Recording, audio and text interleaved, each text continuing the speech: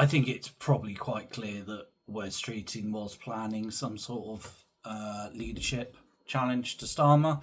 This doesn't come as a shock to anyone. I think it's quite clear that by now that Starmer cannot do the job. I suspect what precipitated this was obviously the oncoming budget. He and others are finally starting to read through it or get a feel for what's in it, and the panic is starting to settle in. The thing that most of them don't seem to grasp is that the budget is a function of the choices that Labour is making. Let me explain that. Higher energy costs from net zero, higher costs to the country from inward migration plus lower GDP per capita, and then finally, obviously, much higher welfare spending on migrants and also the general population. These are all coming into contact with the bond market that's basically just saying no. You need a plan. With these numbers cannot carry on, and yet the parliamentary party just doesn't seem to grasp this. So the budget is literally the outcome of the choices they are making, and this is why changing leaders won't make any difference. They're still going to be sat with the same challenges in terms of the economy, an increasingly angry public who will also have their own issues with the choices that the Parliamentary Labour Party are making, and the pinches or the structural limitations it's basically putting on the government.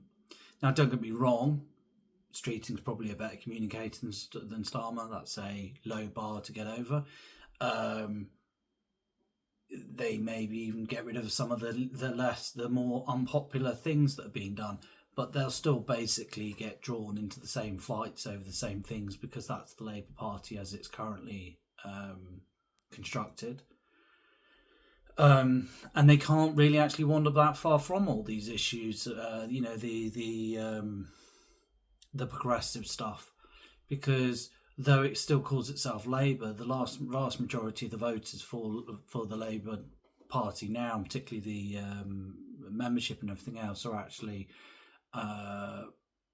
middle class lanyard wearers, the professional virtue signalling class. These are the cause celebs that those people have, and so if they try and pivot away from them, then they will get doubly punished, as they're already being punished, but by many of them who are wandering off to the Greens. So it's fascinating as a political junkie to hear of it, and it's exciting and everything else, and it's doubly exciting because I personally don't like Keir Starmer, but in terms of the actual outcomes, it's not going to change anything in my opinion. I actually think that the budget / any incoming leadership contest are basically just the it's not even the beginning of the end. You're kind of halfway through it. I put money on, put a couple of bets on for an election in 2026 and an election on 2027. I still think both of those are very much in play, particularly if the economy worsens like I think it could do under the impact of these tax rises that Reeves is putting through because of the rest of the Labour Party. It will be very interesting to see exactly what happens within Parliament when the vote over the budget comes. It will be a confidence vote, almost certainly. They all are. But how many rebel? So the advantage to large majorities is the fact that you don't have to worry about rebellions. The problem with large majorities is the fact that a lot of people can rebel before they threaten to bring the government down. There's a lot of people, there's a big number who can potentially rebel against it. So we'll have to see what happens. I thought that his time was counting down quite rapidly. I thought that probably you would see something over the Christmas period. may well happen anyway over that time period.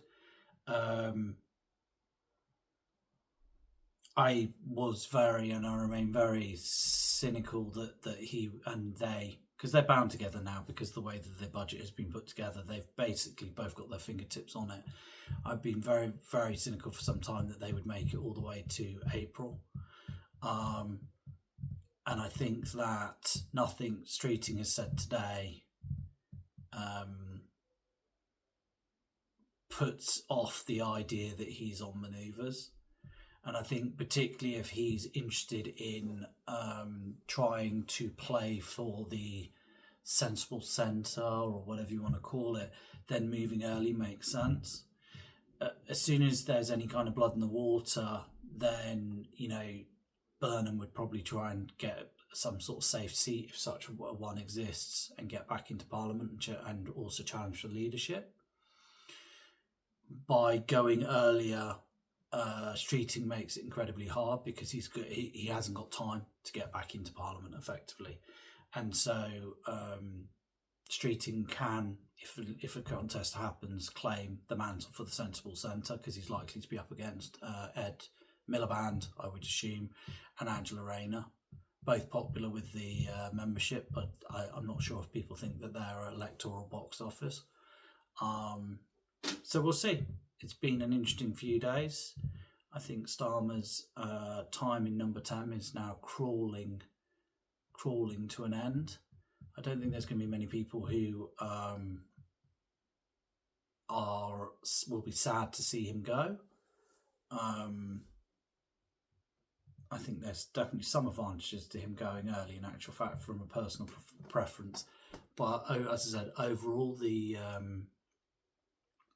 it's not going to change the direction of travel.